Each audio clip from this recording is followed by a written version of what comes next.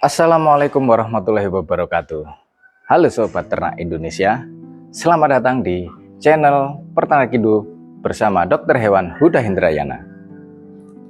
Di channel ini, kita akan membahas segala tentang ternak ruminansia seperti sapi perah, sapi potong, domba, dan kambing.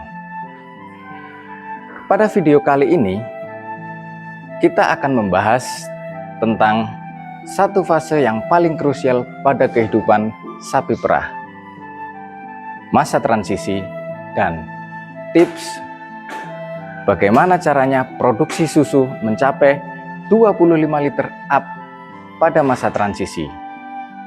Periode ini sangat penting untuk kesehatan sapi perah dan produktivitas susu. Masa transisi adalah periode 3 minggu sebelum dan sesudah proses kelahiran. Pada fase ini, sapi perah mengalami perubahan fisiologis tubuh yang sangat luar biasa. Pada fase ini juga, seringkali sapi perah mengalami terjadinya negative energy balance. Negative energy balance yaitu kondisi tidak seimbangnya antara energi yang dikonsumsi dengan energi yang digunakan oleh tubuh pada masa transisi. Kebutuhan energi meningkat 2,5 hingga 3 kali setelah melahirkan. Akibat dari terjadinya negative energy balance ini, sapi perah sering mengalami gangguan dalam produksi susu. Munculnya penyakit-penyakit metabolik seperti ketosis, hipokalsemia, fatty liver syndrome, dan lain-lain. Bahkan juga sering terjadi munculnya gangguan masalah reproduksi seperti retensi plasenta, kemudian calving interval yang begitu lama, delay ovulasi, dan lain sebagainya. Lantas apa strategi yang perlu dipersiapkan pada masa transisi ini? Kuncinya adalah mempersiapkan energi yang cukup besar. Energi ini merupakan kunci utama dalam menghasilkan produksi susu yang tinggi. Energi ini berasal dari glukosa atau karbohidrat dari pakan, baik pakan yang berupa hijauan maupun konsentrat. Jadi sobat ternak, ketika ingin menghasilkan produksi susu yang tinggi, yang dibutuhkan sapi perah itu adalah karbohidrat, bukan protein.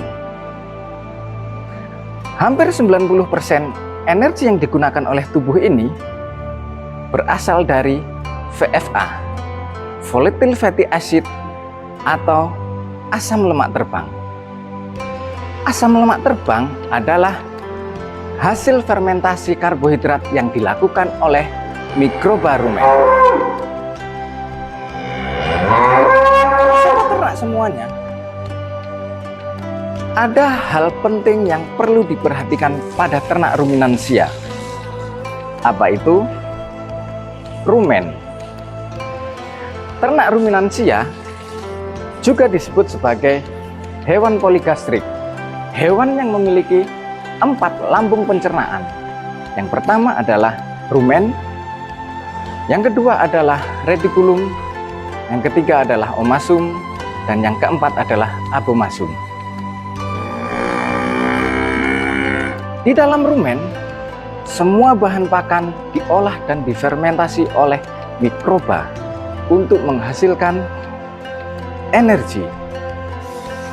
Di dalam rumen terdapat 5 jenis mikroba yang jumlahnya bisa mencapai triliunan bahkan lebih.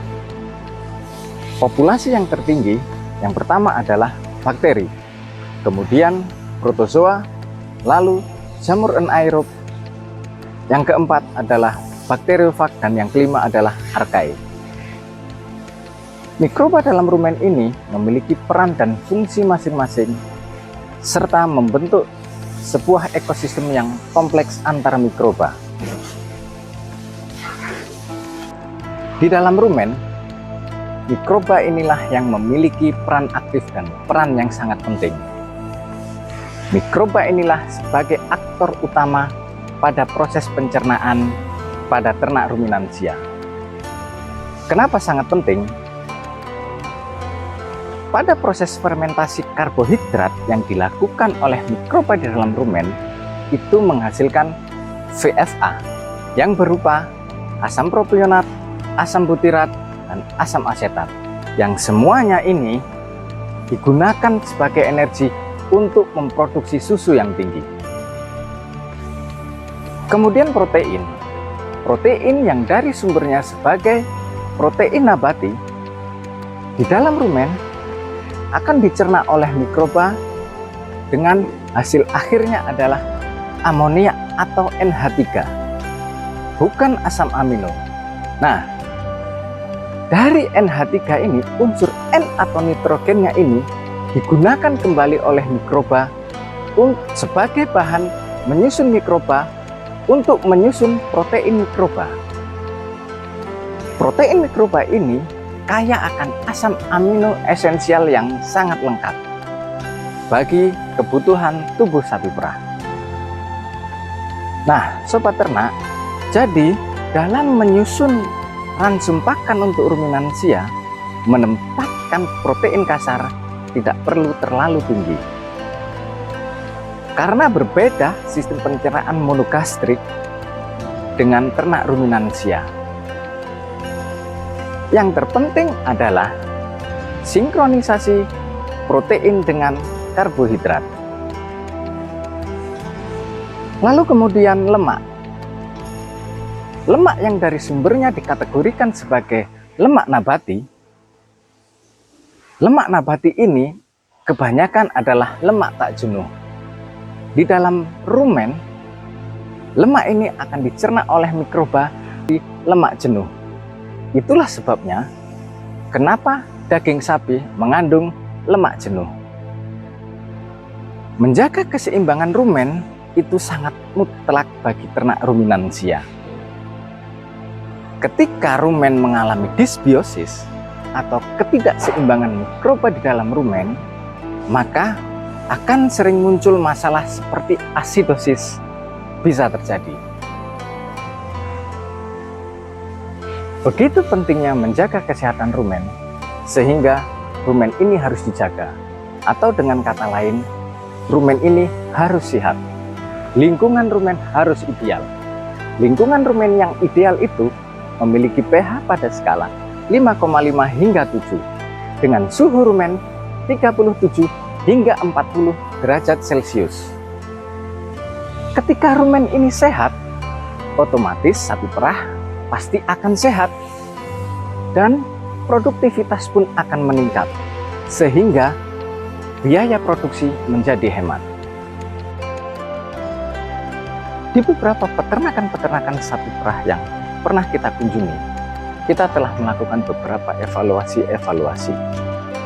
Salah satunya evaluasi adalah dengan menitik beratkan atau fokus pada kesehatan rumen. Tanpa merubah SOP yang ada, kini produksi susu sapi bisa mencapai 25 liter up pada masa transisi. Hal apa yang kita lakukan? Pada prinsipnya adalah bagaimana memaksimalkan mekanisme kerja mikroba yang ada di dalam rumen sehingga mampu memproduksi susu yang tinggi. Dengan cara apa? Dengan cara pemberian probiotik setiap hari. Probiotik yang memiliki enzim pengurai serat kasar. Dengan pemberian probiotik setiap hari ini, itu artinya kita memperkaya atau memperbanyak jumlah mikroba yang ada di dalam rumen. Dengan tujuan supaya serat kasar yang ada pada rumput ini, serat kasar yang tersusun atas unit-unit glukosa bisa lebih mudah dicerna dan lebih cepat difermentasi oleh mikroba yang ada di dalam rumen. Sehingga ada penambahan energi yang cukup besar yang berasal dari hijauan rumput. Dengan begitu, produktivitas sapi perah bisa meningkat secara drastis meskipun pada masa transisi. Kita tahu NDF yang ada pada hijauan rumput itu rata-rata mencapai 45 hingga 55%. Apa NDF itu? NDF adalah bagian dari rumput yang sulit dicerna oleh mikroba yang ada di dalam rumen. Lantas, bagaimana caranya agar yang selama ini rumput kita anggap sebagai produsen serat kasar yang tinggi bisa kita upayakan untuk menghasilkan energi yang cukup besar? Kita akan bahas pada video berikutnya. Jika dirasa informasi ini sangat bermanfaat, jangan lupa like dan subscribe-nya serta share sebanyak-banyak kepada sobat ternak yang lainnya. Wassalamualaikum warahmatullahi wabarakatuh.